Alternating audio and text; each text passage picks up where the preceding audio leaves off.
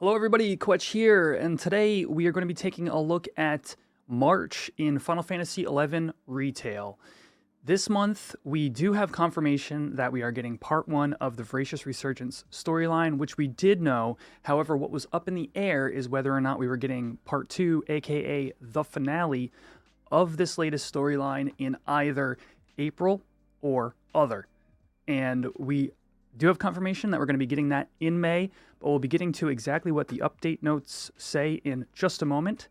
First, we're going to start off with the login campaign, the newest mount being released with these login points, and I am a huge fan of this one. I know some people like the Ixion. I thought it was cool. We've had a few other pretty good mounts in the past year or so that have come along with login points, but this one is close to my heart. I am a huge fan of C. Altayu and its overall aesthetic.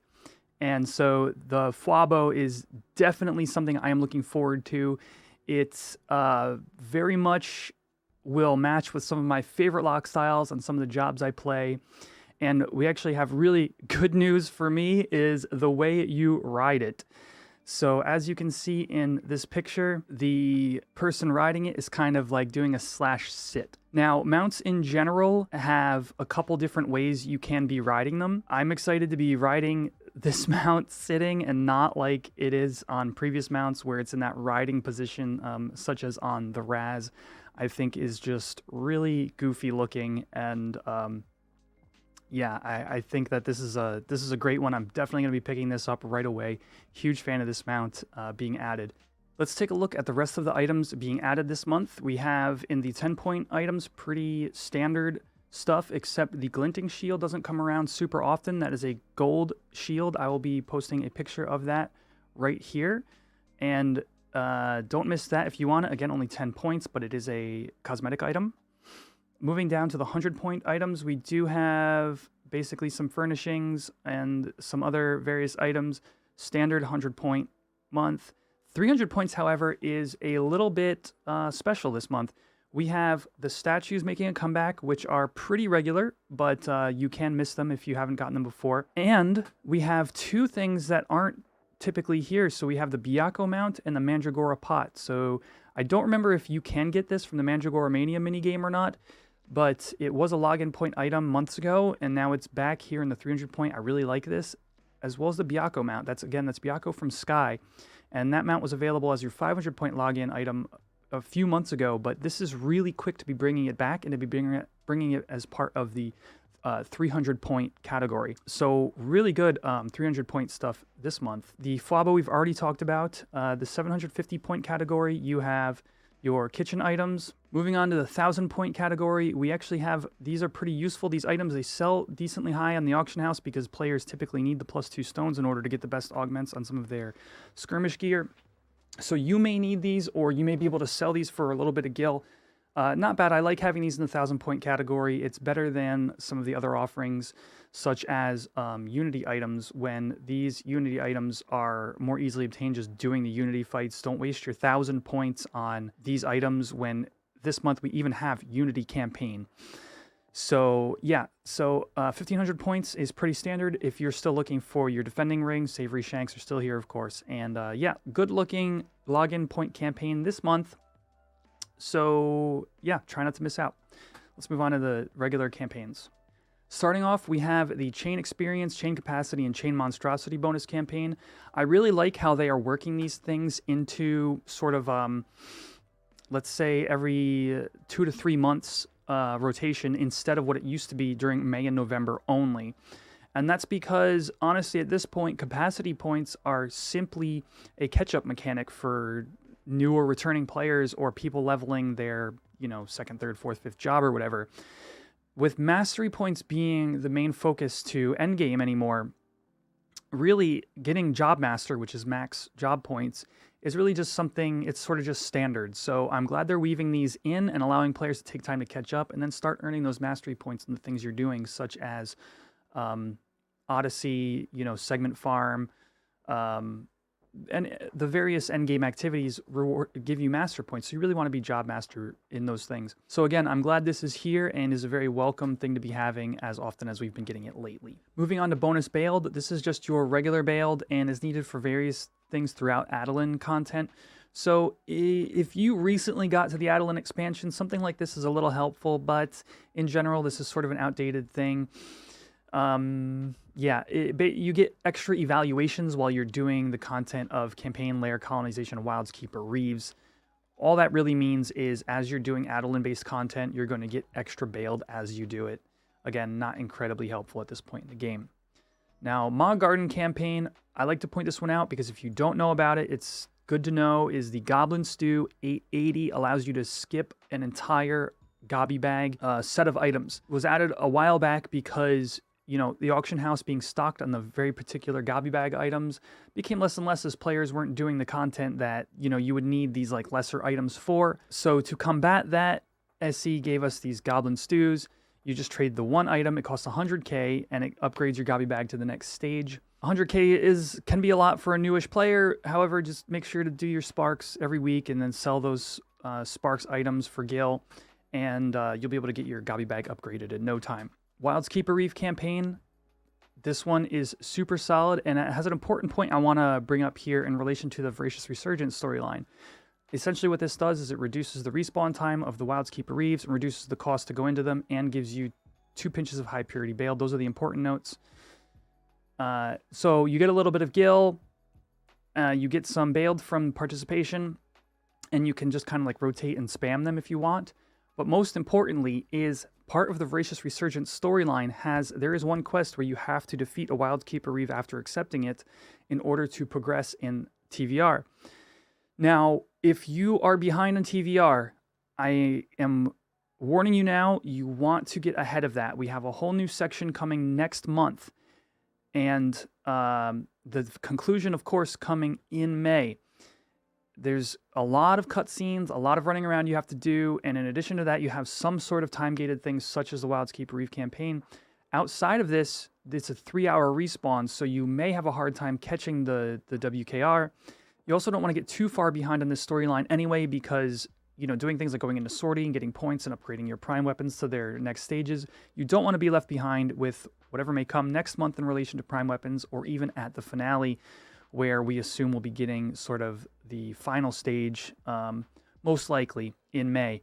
And you don't want to just have to like blitz for it once you find out what the actual rewards are. Get to work on it now, and the Wildskeeper Reef campaign will assist you in getting through that storyline. Next up, we have the Alter Ego Expo. Increases Alter Ego's max HP and MP by 50%, and they have a stronger resistance to status ailments. Very useful for soloing Omen bosses if you're working on, say, trying to get a Shamash robe or a Shira harness to drop for yourself. This makes that process easier. Solo, duo, trio, whatever you're doing that involves having trusts in those setups. Excellent campaign for that, but otherwise not very useful. Double Unity Accolade campaign. I mentioned this earlier. It comes alongside the Unity Wanted campaign this month. Sometimes they split these up. It's weird. Essentially double the Unity accolades from ROE and Vanquishing Monsters. And then, of course, with the Unity Wanted campaign, you get double the amount of chests. Excellent for anything you're working on Unity related. A lot of players like this for Tumult Curator, which is pretty long of a fight comparatively, and you get double the chances at trying to get some of the armor and weapons from that fight. Adeline Dial campaign. This is my second favorite dial, right behind SP keys, and it rewards you with some items that are of mild value. You can walk away with 100 plus K of valuables if you do it every month for the duration of the campaign, but more importantly, the chance of receiving equipment from the SP dial will be increased. So the SP dial, of course, is your 50-point daily spin, but also if you have SP keys from either spending your Unity accolades on them or if you've saved them from previous campaigns, really the most valuable items that come from SP dial are equipment at this point. So the types of equipment you might see is like Orpheus Sash or Srata Ring, which hold a lot more value than any of the non-equipment items that could possibly come from this dial. I think the most valuable thing you can get is the key to Pandemonium Warden, which is essentially worth 4 to 5 mil, depending upon the price of Scoria. And even that's one item out of the pool, while equipment tends to have a lot more. Again, the Strata stuff, Orpheus Sash, etc., EPAM Ring are all more likely to be received during the duration of this campaign. So if you have SP keys, this month is going to be the time to use them. Skirmish Stone and Arcane Glyptics campaign. This one is simply nowadays for the Gendwith gauges for bards to reduce their casting time on songs. It's not really useful otherwise. If you know of something on this list that is still being used in today's game, I don't even think this gear is used to bridge you into endgame anymore. Now with the ease of getting, Odyssey gear and Empyrean +2, I don't really see any of this other gear being useful, but let me know in the comments below. Voidwatch campaign. This is where you spend your Void Stones in order to get heavy metal pouches, Rift Cinders, that kind of stuff. If you haven't been around for a long time and you're just coming back, you should have a cache of Void Stones to use on this. Spend them in a group because the rewards are personal and very valuable. Shout if you have to. Find a group to do this. It's the best bang for your buck of just about any piece of content in the game aside from maybe Ambuscade. We already said Unity Wanted campaign. Next up we have high tier mission battlefields. Again, personal rewards. So if you get together with other players and spam some of these fights on a very difficult especially, you're going to get personal rewards of Beitetsu, Riftborn Boulders, Plutons, as well as the actual drops from the BC. It can be very valuable. You spend all of your merits and maybe you get, 1 mil plus worth of guild drops on even just on an average series of runs. So very valuable. Again, do it with a group and get those personal rewards. Hyper Chocobo Digging Campaign. This floors the amount of time between Choco digs down to 3 seconds, which is as though you had a high level Chocobo digging skill.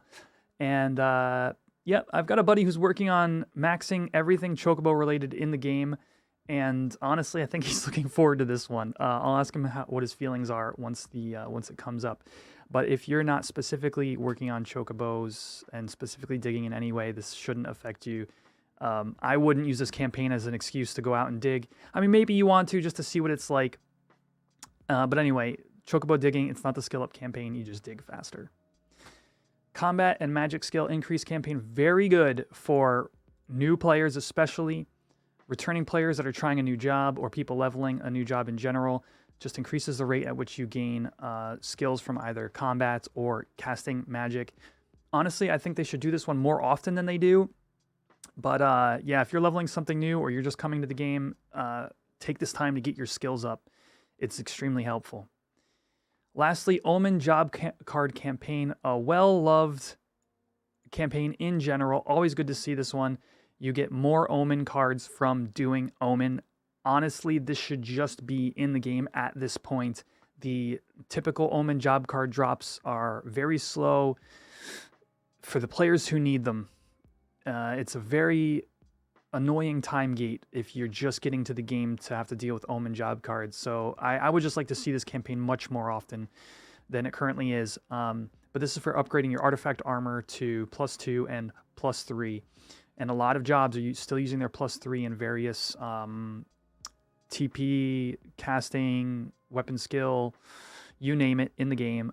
Everybody needs Omen job cards. So very welcome to see this campaign. All right, that is it for the campaigns for this month. Now let's go on to the monthly update. Not much to see, but we do get some details about what's coming with TVR.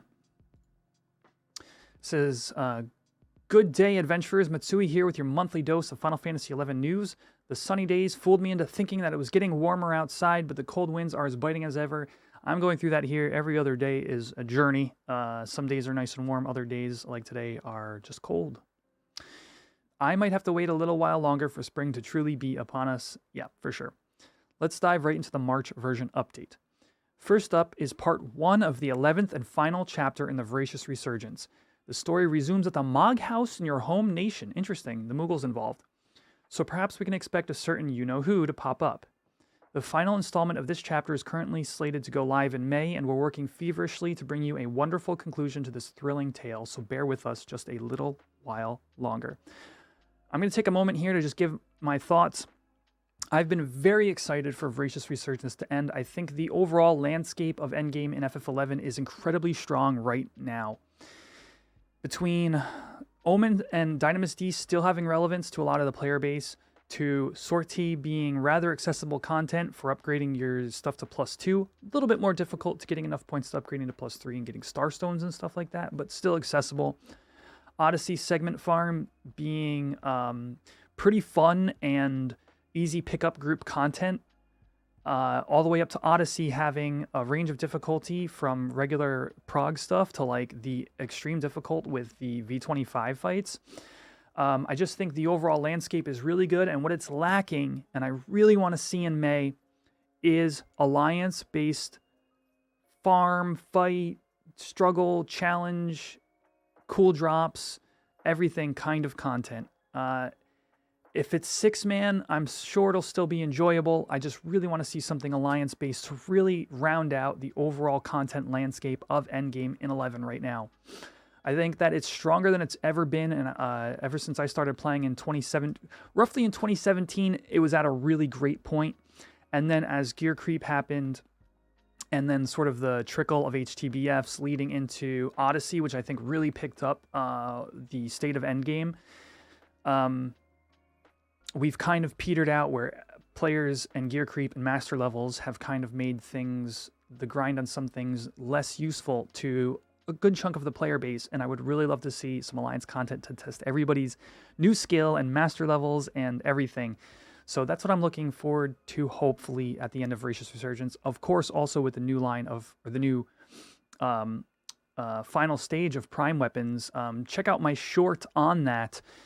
I'll link it at the end of this video, where I go into what I think the Prime Weapons are going to look like and what I'm looking forward to there. So, crazy. We're going to see part 1 of that next month, and definitely check that out on this channel. All right, let's finish up with what's coming for next month's update. Ambuscade, Sahagin in Volume 1, Porxies in Volume 2. I remember the Sahagin battle having some annoying feature to it. They're saying something here about, okay, the Sahagin battle features an adjustment to silence effect durations on the boss and removal of cumulative resistance to status ailments, with their retinue's respawn timer being lengthened by a bit. I vaguely recall what was the annoying part of this. If you remember, post it in the comments down below. I remember having a mixed experience with this fight, and I can't recall why. Is this the one that spawns the Kraken? I don't know. Anyway, let me know down below. Porxie in V2 features a decrease in monster HP, so both volumes should be a little easier than the previous go-around. Great. We've also got an update to the term filter, which was introduced in February. You're now able to choose whether you would like terms to be case-sensitive or not, and whether terms can include or exclude spaces. This feature is quite powerful once you get to it. So take a look at the version update notes in a few days for more information. A lot of players said, you know, okay, so I'm going to put something in the term filter, and the RMT shouters are just going to figure out ways around that. Well, now they have case sensitivity and including or excluding of spaces. That'll allow you to cover a wide range of things RMT may be using to shout with. So I think you'll be able to filter out a lot of the spam that that's going on with this new filter. So good on SE. And they're also ready to launch their updates to the sortie queuing system. Up until date, the queues were on a per instance basis. As far as I know, there were 4 instances per server, with players being automatically sorted into the instance with the shortest line. So I guess they would pick whichever of the 4 has the shortest line, like time left to go on the run that's currently happening. With this adjustment, everyone is placed into a single line and are assigned to whichever instance opens first. I don't actually see how that's any different. I guess if one of the particular instances had like a group of players that were just going in for 10 minutes to hit some objectives and then leave. So say like that's that group that's going in, and then you're queued up here. They would go in for 10 and then leave, and then you get queued in. And say you're intending on only being in for 10 minutes and then leaving. Somebody else is queued in behind you. They would get in, and potentially you could have a series of players all getting in before this other instance has players queued for the full hour, and then the next queue, you know, they're queued for the full hour. So I could see how one queue would be exceptionally faster than others, and people could be going in before you, like multiple at a time, you know, different groups at a time before you even get into your queue. So I could see having a single line would improve that, but overall, unless they're adding more instances, I don't see if this is going to be that great of an improvement we'll see with this update. Remember, this is when the improvements are getting added, so we'll have to see when the time comes. As the season changes, the weather can vary wildly from day to day. Please take care of your health first so you can enjoy FF11 in tip-top shape. Records of Eminence, updated monthly objectives. That is your monthly deeds. TVR, new quests. We knew that was coming. Ambuscade been replaced. Adjust reservation system on Sort T. We knew that. Link Shell Concierge update system. This isn't mentioned. I'm curious what this is. We'll have to find out when the update drops. Term filter. They told us what that is. Areas, remove level difference penalty from certain areas. That means there's going to be a TVR fight in some place that there hasn't been. Items, new items are being added into the game. From what I can tell so far, likely that is going to come from the newest TVR. And Porter Moogle add list of supported items. Again, we'll have to see what they add to that. But that's going to do it for this update. Hey, listen, if you made it this far and you're not already subscribed to my channel, please consider subscribing. It really lets me know that people like this content and want to hear more about what's going on in retail FF11. Make sure to drop a like on this video. And hey, while you're at it, hit the bell for future notifications in terms of these kind of videos and live streams that are going on right here on YouTube. As I've moved to here full time, I'm no longer on Twitch. So yeah, so that's going to do it for today's video. I hope you have a great time out there and enjoy the new TVR update. And I hope you're looking forward to as much as I am the finale. And yeah, I'll see you in the next video. All right, YouTube, peace out.